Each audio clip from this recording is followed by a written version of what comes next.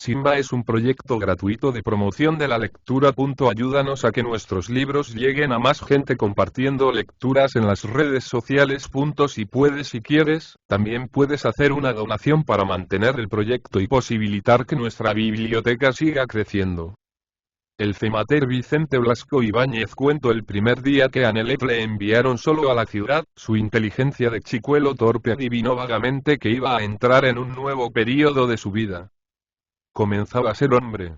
Su madre se quejaba de verle jugar a todas horas, sin servir para otra cosa, y el hecho de colgarle el capazo a la espalda, enviándolo a Valencia a recoger estiércol, equivalía a la sentencia de que, en adelante, tendría que ganarse el mendrugo negro y la cucharada de arroz haciendo algo más que saltar acequias, cortar flautas en los verdes cañares o formar coronas de flores rojas y amarillas con los túpidos don Pedros que adornaban la puerta de la barraca.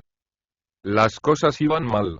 El padre, cuando no trabajaba los 4 terrones en arriendo, iba con el viejo carro a cargar vino en Utiel. Las hermanas estaban en la fábrica de sedas hilando capullo. La madre trabajaba como una bestia todo el día, y el pequeñín, que era el gandul de la familia, debía contribuir con sus 10 años, aunque no fuera más que agarrándose a la espuerta, como otros de su edad, y aumentando aquel estercolero inmediato a la barraca, tesoro que fortalecía las entrañas de la tierra, vivificando su producción.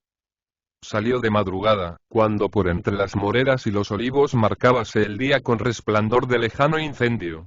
En la espalda, sobre la burda camisa, bailoteaban al compás de la marcha el flotante rabo de su pañuelo anudado a las sienes y el capazo de esparto, que parecía una joroba. Aquel día estrenaba ropa. Unos pantalones de pana de su padre, que podían ir solos por todos los caminos de la provincia sin riesgo de perderse, y que, acortados por la tía Pascuala, se sostenían merced a un tirante cruzado a la bandolera. Corrió un poco al pasar por frente al cementerio de Valencia, por antojársele que a aquella hora podían salir los muertos a tomar el fresco, y cuando se vio lejos de la fúnebre plazoleta de palmeras, moderó su paso hasta ser un trotecillo menudo. Pobre Nelet. Marchaba como un explorador de misterioso territorio hacia aquella ciudad que, bañada por los primeros rayos del sol, recortaba su roja crestería de tejados y tones sobre un fondo de blanquecino azul. 2 o 3 veces había estado allí, pero amparado por su madre, agarrado a sus faldas, con gran miedo a perderse. Recordaba con espanto la ruidosa batahola del mercado y aquellos municipales de torvo ceño y cerdosos bigotes, terror de la gente menuda. Pero, a pesar de los espantables peligros, seguía adelante, con la firmeza del que marcha a la muerte cumpliendo su deber. En la puerta de San Vicente se animó viendo caras amigas. Cematers de categoría superior, dueños de una jaca vieja para cargar el estiércol y sin otra fatiga que tirar del ramal, gritando por las calles el famoso pregón: «Ama, y hacen». Uno de ellos era vecino del muchacho, y hasta se susurraba si andaba enamorado de una de sus hermanas, aunque no hacía más que 2 años que estaba pensando en declarar su pasión, circunstancias que no impidieron que con pocas palabras diese un susto a Nelet. De seguro que no llevaba licencia. No sabía lo que era. Un papelote que había que sacar, soltando dinero, allá en el repeso. Sin ella había que menear bien las piernas para huir de los municipales. Como le pillasen, flojas patas le iban a soltar. Con que ojo, chiquet. Y fortalecido por tan consoladoras advertencias, el pobre chico entró en la ciudad, buscando los callejones más solitarios y tortuosos, mirando con codicia los humeantes rastros que dejaban los caballos sobre los adoquines, sin atreverse a meter en su espuerta tales riquezas por miedo de agacharse y sentir en el hombro la mano de un sayón con kepis. Aquello forzosamente había de acabar mal. Se olvidó de todo en una plazoleta, viendo cómo jugaban al toro un grupo de pelones de largas blusas y grueso bolsón de libros, retardando el momento de entrar en la escuela. Pero de improviso sonó el grito de la FUL, anunciando la aparición de un municipal de los más feos, y todos se desbandaron al galope como tribu de salvajes sorprendida en lo mejor de sus misteriosos ritos. Nelet huyó despavorido, pensando que en la maldita ciudad no se ganaba para sustos. La jiba de esparto sobre su espalda y atropellando en la desbocada carrera a una vieja que barría tranquilamente su portal. No era floja la paliza que le soltarían en casa al verle de vuelta con el capazo vacío, y esta consideración fue lo que le dio valor. Llegaban hasta él los gritos de los otros fematers en las inmediatas calles, agudos, insolentes, como cacareos de gallo, y tímidamente, temblando de que alguien le oyese, murmuró, con voz que parecía el balido de un cordero: «Ama, y hacen». Y así recorrió un par de calles. «Entra, chiquillo, entra». Era una buena mujer que le hacía señas, indicándole las barreduras que acababa de amontonar junto a una puerta. Pero qué simpática resultaba aquella mujer. El regalo no era gran cosa: polvo, puntas de cigarro, mondaduras de patatas y hojas de col. El estiércol de una casa pobre. Nelet lo recogió todo con la satisfacción del aventurero que triunfa por primera vez, y siguió adelante, mirando los balcones, los pisos superiores, que él llamaba casas grandes, donde se comía bien, y en las covachas de la cocina había para meter la mano y el codo. Pero, Rediel. Y se rascó la roja frente, llena de arañazos, estaba perdiendo el tiempo. Había olvidado sus relaciones de la ciudad, la casa de Marieta, su hermana de leche, donde había estado algunas veces con su madre. Y tras indecisiones y rodeos dio por fin con la calle sombría y solitaria, cerca de los juzgados, y el caserón de húmedo patio, en cuyo piso principal vivía don Esteban el escribano. Aquella mañana era de desgracias. En el patio estaba la portera, una bruja que le recibió escoba en mano, faltando poco para que le saludase con 2 hisopazos en la cara. Ella no quena marranos que le ensuciasen la escalera. Todos los inquilinos tenían su femater. Largo, granuja. Quién sabe si subiría con intención de robar algo. Y el tímido labradorcillo, retrocediendo ante la iracunda bruja, protestaba con voz débil, repitiendo siempre la misma excusa. Era el hijo de la tía Pascuala, a la que toda Paiporta conocía. El ama de Marieta, no era bastante. Pero ni el nombre de la tía Pascuala ni el mismo Espíritu Santo ablandaba a la portera y a su fiera escoba, y Nelet, retrocediendo, se vio en la calle, y allí se quedó como un bobo frente a una pared vieja, arañando los sueltos yesones y espiando con el rabillo del ojo las evoluciones de la vieja. La vio sumirse en el cuchitril de la portería, y cautelosamente entróse en el portal, lo cruzó sin ser visto y subió por la escalera de antiguos azulejos, tirando tímidamente del borlón de estambre que colgaba ante la enorme y conventual puerta del primer piso. No fue poco lo que se rió la criada, bravía moza de las montañas de Teruel, al abrir la puerta y encontrarse con aquel monigote panzudo que abultaba menos que su capazo. ¿Qué buscaba? Allí, tenían quien se llevara el estiércol. Y Nelet, turbado por el buen humor de la churra, no sabía qué decir. Por de pronto se abrió para él el cielo. Oh, lo que es lo mismo, vio asomar por detrás de la falda de la criada una cara morena, prolongada y huesosa, con los rebeldes pelillos estirados cruelmente hacia el cogote, los ojos grandes y negros, animados por una chispa de eterna curiosidad, y el cuerpo zancudo y desgarbado por prematuro crecimiento. La niña lo reconoció enseguida. No en balde transcurren 2 años durmiendo bajo el techo de la barraca y en la misma cama, y se pasan los días junto a la acequia, tendidos sobre el vientre, con la cara teñida de zumo de zanahorias. Era Nelet, el hijo del ama. Le cogió la mano con cierto aire de muchacho, propio del desgarbo con que llevaba las faldas, y los dos se dirigieron a la cocina, seguidos por la sonriente churra, a quien le hacía gracia el aire tímido y enfurruñado del chiquillo. Y llegó a su barraca con la espuerta sin llenar, pero no pudo decir que le había ido mal en su primera expedición. Aquella churra le quena de veras desde que supo que era nada menos que hermano de la señorita. Ella misma le llenó el capazo, vaciando todo el basurero de la cocina, sin importarle lo que pudiera murmurar el femater de la casa, un viejo que podía alegar los derechos adquiridos en 11 años. Nelet le desbancaba, y la buena muchacha, para afirmar su protección, le regaló media cazuela de guisado de la noche anterior y una montaña de mendrugos, que el chico iba tragándose con la calma de un rumiante, pensando que si duraba la buena racha iba a ponerse tan redondo y frescote como el cura de Paiporta. Pues y Marieta le miraba comer con alegría, como si fuera ella misma la que saboreaba el guisado con hambre atrasada. Hasta quiso que le dieran vino, y apenas le veía hacer un descanso, pasaba revista a todos los de allá, preguntando cómo estaba el ama, si tenían muchos animales, si el padre aún iba por los caminos, si vivía el Negret, aquel perrillo seco, almacén de pulgas, que aullaba como un condenado apenas se acercaban a la barraca, y si la higuera, tan frondosa en verano, soltaba aquella lluvia de lagrimones negros y suaves que caían, chat, dulcemente en el suelo, despachurrando la miel y el perfume de sus entrañas rojas. Y después, tras el sustancioso atracón, llegó para Nelet el momento de los asombros, viendo la colección de muñecas, los vestidos, los sombreros, todos los regalos con que el escribano obsequiaba a su hija. Bien se conocía que esta era única, que había quedado sin madre casi al nacer y que el viejo don Esteban no tenía otro cariño a que dedicar los buenos cuartos que arañaba en el juzgado. Seguía a su Marieta por toda la casa, admirando las magnificencias que la chiquilla le mostraba con mal cubierta satisfacción de amor propio. El salón le anonadó con sus sillerías del primer tercio de siglo y sus adornos, que evocaban el recuerdo de las almonedas judiciales. Pero su admiración trocóse en espanto ante una puerta entornada. Allí dentro trabajaban el papá con sus dos dependientes, y se oía su voz campanuda. Providencia que dicta el señor juez y, etc. Cristo.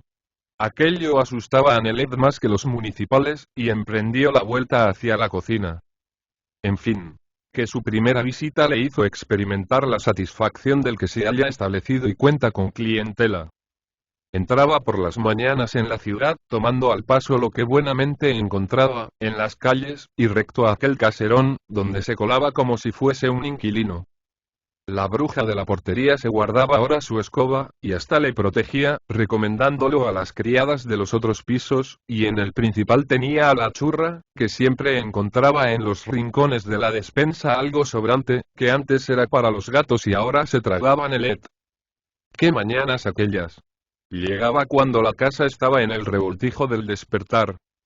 Los escribientes, en el despacho, se frotaban las manos, preparándose a agarrar las plumas y ensuciar papel de oficio. La churra, por allá adentro, levantaba camas, dando furiosas bofetadas a los colchones, y Marieta, de trapillo, con la cabeza espeluznada y una faldilla a media pierna, arañaba los pasillos con la escoba para dar gusto al papá, que quena una chica muy mujer de su casa. Y en el comedor encontraba a don Esteban, el terrible escribano, imagen para Nelet de la justicia, que puede pegar y meter en la cárcel, sentado ante el humeante chocolate, con las gafas caladas para leer el periódico y murmurando automáticamente al entrar el muchacho. Hola, chiquillo. ¿Cómo está la tía Pascuala? Pero el terrible pasmarote no tardaba en aislarse en su despacho para preparar lo que luego había de decir al señor juez sobre el papel sellado, y la casa parecía alegrarse con tal desaparición. Sonaban risas en aquel ambiente denso de habitaciones cerradas, donde flotaba aún el calor del sueño y el polvo levantado por la limpieza. Los gatos que jugueteaban en la cocina con la espuerta del femater, mientras éste se sentía feliz ayudando a la churra con su buena voluntad de bruto de carga o charlando con Marieta de cosas tan interesantes como eran las últimas y verídicas noticias de cuanto ocurrió en Paiporte y sus alrededores. Oh. A aquella chica le tiraba aún la miserable barraca y los terruños sobre los cuales se había dado cuenta por primera vez de que existía. Hablaba de la tía Pascuala con más entusiasmo que de su madre, a la que solo había visto en el oscuro retrato que estaba en el salón, figura melancólica que parecía presentir ante el pintor la llegada de la maternidad del brazo de la muerte. Qué bien se estaba en la barraca. Ya había transcurrido tiempo, pero ella recordaba, con la vaguedad de comprensión de los primeros años, aquellas noches pasadas en el estudio, hundida en los mullidos colchones de hoja de maíz que cantaban al menor movimiento, defendida por el poderoso anillo de músculos que formaban los brazos de la nodriza, durmiéndose al calor de las voluminosas ubres, siempre repletas y firmes. Después, el alegre despertar, cuando el sol se filtraba por las rendijas del ventanillo, y piaban los gorriones en el techo de paja de la barraca, contestando a los cacareos y gruñidos de los habitantes del corral. El fuerte perfume del trigo, las frescas emanaciones de la hierba y las hortalizas difundiéndose por el interior de la blanqueada vivienda, olores confundidos y arrollados por el vientecillo que, pasando por las filas de moreras y a través de la higuera, parecía hacer cantar a las temblonas hojas. y la vida bohemia, alegre y descuidada en los campos inmediatos, que recorría con sus vacilantes piernas de 2 años, sin atreverse a llegar a la revuelta del camino, lleno de barriles y cruzado por los profundos surcos de las ruedas, pues su imaginación naciente había inventado que allí forzosamente debía de terminar el mundo. Y cuando el padre llegaba de uno de aquellos largos viajes de carretero, y al oír los cascabeles de los machos y el chirrido de las ruedas salían todos al camino a recibirle con cruces de caña, como si fuera una procesión de las de Paiporta. Y cuando a la orilla de la acequia, casi seca, se coronaban de don Pedros, colgaban de su cintura largas hojas de caña, y con el verde faldellín paseábanse gravemente, imitando el paso de puntas de aquellas vírgenes y heroínas que salían en las cabalgatas del pueblo. Y la vez que se pegaron por un higo, y cuando, hartos de zanahorias, teníanse la cara de morado y se revolcaban por la rojiza tierra hasta parecer indios bravos, dejando como guiñapos las finas y bordadas ropas que enviaba el escribano. Anelet. ¡Qué malo era entonces! Y la muchacha miraba por los balcones la estrecha calle, en la que vergonzosamente entraba un rayo de sol y en su vaga mirada de pájaro enjaulado leíase el deseo de volar lejos, muy lejos, a aquellos campos donde la esperaban la vida libre y la adoración de toda una familia de infelices, que la veneraban como procedente de una raza superior. Pero el papá se oponía a que volviese a la barraca ni un solo día. Lo había dicho terminantemente. Cada cosa a su tiempo, y ahora nada bueno podía aprender entre aquellos brutos. Esta tenaz negativa recordaba a Nelet el momento en que se llevaron a la chica a Valencia, en que la robaron, sí, señor, engañándola, diciendo que solo era para unos días y no tardaría en volver, mientras la pobrecita lloraba, él como un perrillo detrás de la tartana, pidiendo con lamentos al cruel escribano que no le quitase a su Marieta. Rediel.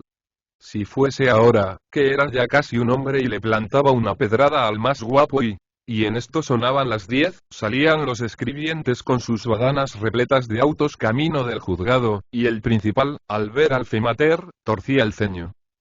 Pero aún estás ahí. Tú acabarás mal. Eres un vago. A la obligación, chiquillo. Y el pequeño David, a pesar de aquellas pedradas certeras que le enorgullecían, temblaba ante el gigante con el terror que inspira al infeliz el hombre de justicia, y, recogiendo su espuerta, salía cabizbajo, avergonzado, sin atreverse a mirar a Marieta y hasta el día siguiente. Algunas veces, el recuerdo de la idílica existencia al aire libre perdía su encanto, y era Nelet quien envidiaba en la persona de su hermana todas las comodidades y esplendores de la vida de la ciudad. ¡Qué lujos! Los vestidillos de seda y terciopelo, los sombreros, que parecían islas de flores. Todos los regalos de papá, que Marieta enseñaba con malsaña coquetería, aturdían a Nelet, y como para él no había gradaciones sociales, como el mundo estaba dividido en gente de campo y señorío, la hija del escribano aparecía a sus ojos igual o superior a aquellas otras que había visto algunas veces en los carruajes de lujo. Marieta lo dominaba, le hacía pasar embobado las mañanas en aquella casa, obedeciéndola servilmente, como allá, en la barraca, cuando era una chicuela llorona y rabiosilla. Y transcurrió el tiempo, estrechándose cada vez más entre los dos hermanos aquel lazo de cariño creado en los albores de su vida por la existencia casi silvestre. Nelet se hacía hombre. A los 15 años era ya una vergüenza que entrase por las mañanas en la ciudad con su espuerta, como un chiquillo. Trabajaba los campos en arriendo, mientras el padre andaba por los caminos, y para recoger basura en Valencia contaba con el auxilio de un jaco viejo, que el carretero había traspasado a su hijo como desecho. El pobre animal, cabizbajo como un misántropo, con el flaco lomo martirizado por los serones llenos, pasaba las horas frente a la casa del escribano, mirando con sus ojos vidriosos y empañados a la vieja portera, que hacía media, mientras su joven amo andaba por arriba regañando amistosamente con la churra o siguiendo como un siervo a la señorita. Era ya todo un hombre, cortés y rumboso con las personas de su aprecio. Bien le pagaba a la criada los antiguos guisotes trasnochados. Nunca llegaba con las manos vacías, y del serón salían camino del primer piso el par de melones verdes correosos, los pimientos inflamados y brillantes, las frescas lechugas, con sus ocultos cogollos de ondulado marfil, o las coles vistosas como flores de rizada blonda, dones que arrancaba directamente de sus terruños, y que, al faltar en estos, robaba tranquilamente en los campos del camino, con la impudencia del chiquillo de huerta, acostumbrado desde que andaba gatas a atracarse de uvas y digerirlas ayudado por los pescozones de los guardas. Y satisfecho con el agradecimiento de que le mostraba la criada por sus obsequios, viendo siempre en Marieta a la rapazuela que en otros tiempos jugaba con él y le arañaba al más leve motivo, apenas si llegó a fijarse en la súbita transformación que iba operándose en la muchacha. Redondeábase su cuerpo, aclarábase su tez, en extremo morena. Las agudas clavículas y la tirantez del cuello iban dulcificándose bajo la almohadilla de carne suave y fresca que parecía acolchar su cuerpo. Las zancudas piernas, al engruesarse, poníanse en relación con el busto. Y como si hasta a la ropa se comunicase el milagro, las faldas parecían crecer un dedo cada día, como avergonzadas de que estuvieron por más tiempo al descubierto aquellas medias que amenazaban estallar con la expansión de la robustez juvenil. Marieta no iba a ser una beldad, pero tenía la frescura de la juventud, vigor saludable y unos ojazos valencianos, negros, rasgados y con ese misterioso fulgor que revela el despertar del sexo. Y como si la niña adivinase la proximidad de algo grave y decisivo que la privaría en adelante de tratar a su hermano como si aún anduviese por los campos, hablaba a Nelet con seriedad, evitando los juegos de manos, las intimidades propias de su infancia sin malicia ni preocupaciones. En fin, que un día, al entrar Nelet en la casa, quedóse asombrado, como si un fantasma le hubiese abierto la puerta. Aquella no era Marieta. Se la habían cambiado. Era una muñeca con el pelo arrollado y puntiagudo sobre la nuca, conforme a la moda, y una horrible falda larga que la cubría los pies.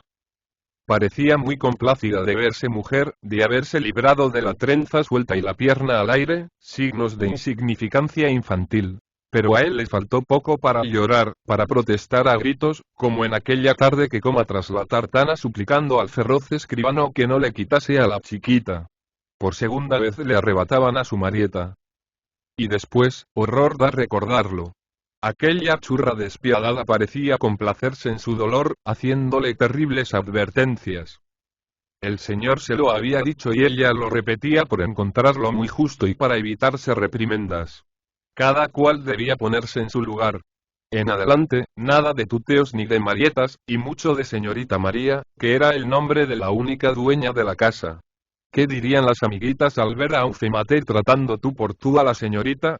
Con que ya lo sabía. El hermanazgo había terminado. Y a Nelet, la silenciosa naturalidad con que Marieta, digo mal, la señorita María, escuchaba todo aquel cúmulo de absurdas recomendaciones, dolíale más que las palabras de la churra. Todo lo dicho continuado esta no era ni remotamente que se pretendiera cerrar al chico las puertas.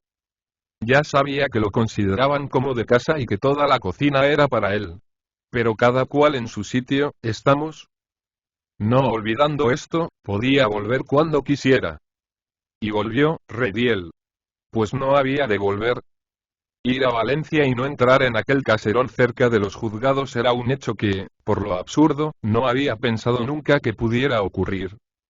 Y allí iba todas las mañanas, a sufrir, reconociéndose cada vez más distanciado de aquella a quien tenía que llamar la señorita. ¿Dónde estaba ya aquel afán por hablar de las cosas de la barraca? Entraba Nelet en la casa con la confianza de siempre, pero notando en torno de él un ambiente de frialdad e indiferencia. Era el femater, y nada más.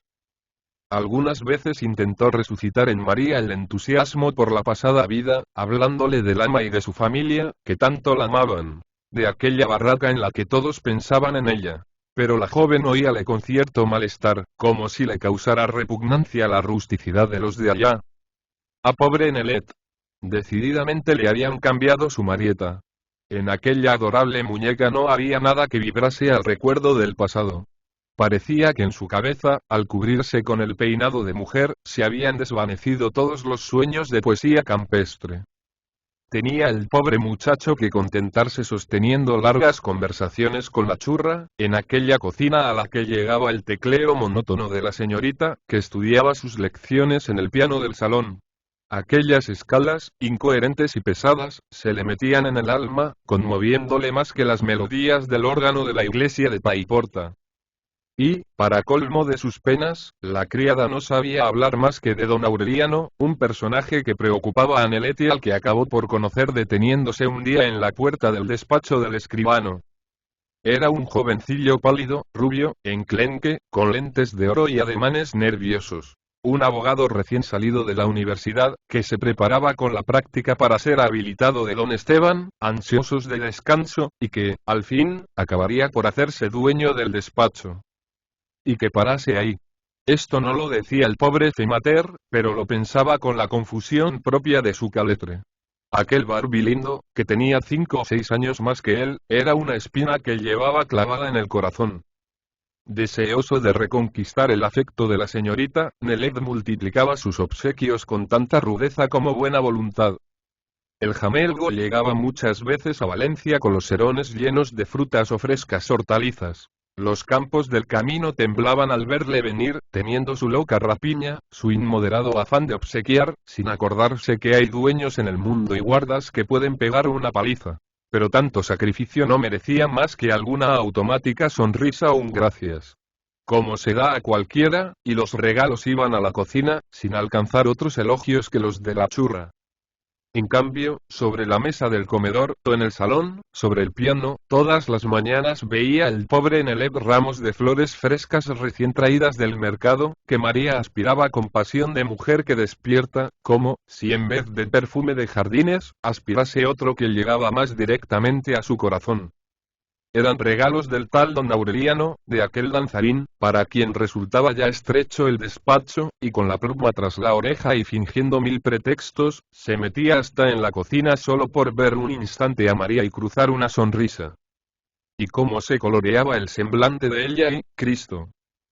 Toda la sangre moruna que el huertano tenía en su atezado cuerpo inflamábase ante aquel don Aureliano, que era casi de su edad y del que no le separaba más que su categoría de señorito. Nelet, a los 16 años, comprendía ya el motivo de que los hombres se cieguen y vayan a presidio. Lo único que le detenía era la certeza de que don Esteban, el terrible ogro, apreciaba a aquel pisaverde y le irritaría cuanto hiciesen su daño. Además, se consolaba con la esperanza de que todas sus rabietas carecían de fundamento. Nada de extraño tenía que el abogadillo buscase a Marieta. Era tan bonita y tan buena. Pero de seguro que ella no le hacía gran caso. Nelet tenía la certeza de esto y también de que la frialdad de su antigua hermana no pasaba de ser una mala racha, un caprichito como los que tenía de niña allá en la barraca, donde tanto le martirizaba con su mal genio. Pues no faltaba más que ella resultase una ingrata con tanto como la amaban allá, en Paiporta, y él sobre todos. Una mañana entró en la casa encontrando la puerta abierta. La churra no estaba en la cocina. En el despacho leía don Esteban con la nariz casi pegada a unos autos, y en el salón sonaba el monótono tecleo, formando escalas cada vez más perezosas y desmayadas. Entró con su paso cauteloso de morisco, que aún hacían más imperceptibles las ligeras alpargatas, y al reflejarse su figura en un espejo como silenciosa aparición. María dio un grito de sorpresa y de miedo. Allí estaba el maldito abogadillo de los lentes de oro, casi doblado sobre el piano, al lado de María, como si fuese a volver una hoja del cuaderno que ocupaba el atril, pero con la cabeza tan junta a la de la joven que parecía querer devorarla. Rediel. ¿Y para cuándo eran las bofetadas?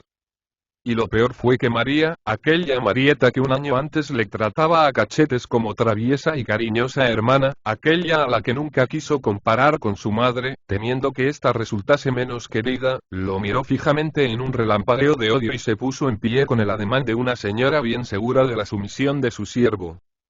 ¿Qué buscaba allí? En la cocina tenía a la criada. No podía estudiar tranquila un rato. Nunca pudo recordar Nelet cómo salió del salón. Debió de retroceder cabizbajo y vacilante, como una bestia herida. Le zumbaban los oídos, su cara quemaba, y pensando en aquel otro que se quedaba tranquilo y satisfecho junto al piano, repetíase mentalmente: Dios mío, qué vergüenza. Estaba inmóvil en mitad del corredor que conducía al salón, con el rostro en la pared, como si quisiera incrustarlo en ella, cegar para siempre, y aún así, todavía recibió el último latigazo, oyendo la vocecilla del de los lentes de oro. Moscón más pesado. Ese muchacho parece que me odie, que nos persiga como si sintiera celos.